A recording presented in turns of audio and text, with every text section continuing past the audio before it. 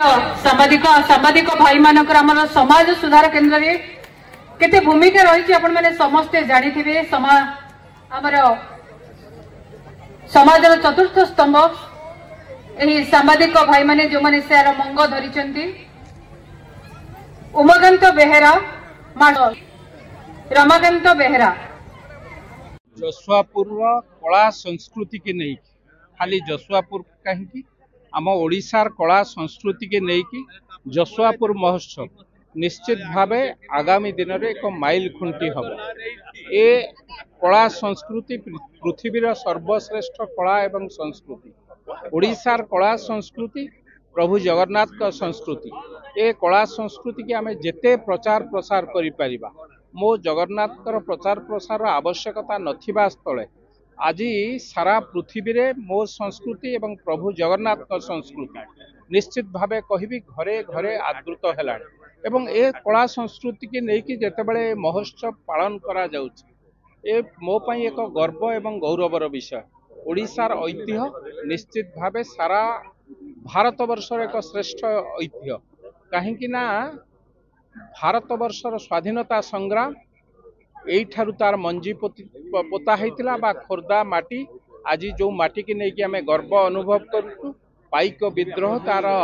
मूल मंजी बा मूल दुआ पड़ी आज से माटी की नहीं आम समस्ते गर्व अनुभव करने सहित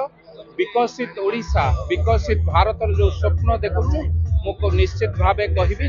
जसुआपुर महोत्सव तार एक अंश हम जसुआपुर महोत्सव ता एठी मंजी पोता हला विकसित ओडिशा विकसित भारत पत्र प्रतिष्ठाता मेंबर जसुआपुर महोत्सव एक्चुअली गोटे छोटिया गाँ हूँ जसुआपुर जहाँकि जयदेव निवेदन प्रथम थर पर दी थर डाक लफाफा हो भारत सरकार डाक मंत्रालय तरफ बहुत खुशी लगुच दुईटी खटरू आरंभ होता गोटे बिल भितर आरंभ होता जसुआपुर महोत्सव आज अष्टम वर्ष पदार्पण करमर अंचल जो जयदेव माटी हूँ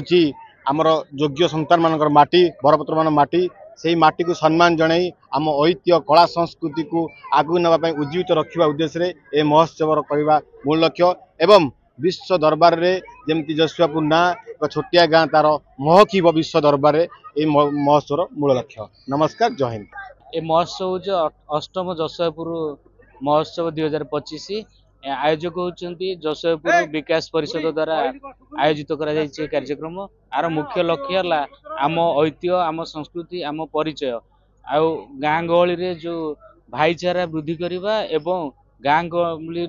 लोक मान गोटे मान भाईचारा सृष्टि करवा परस्पर भितर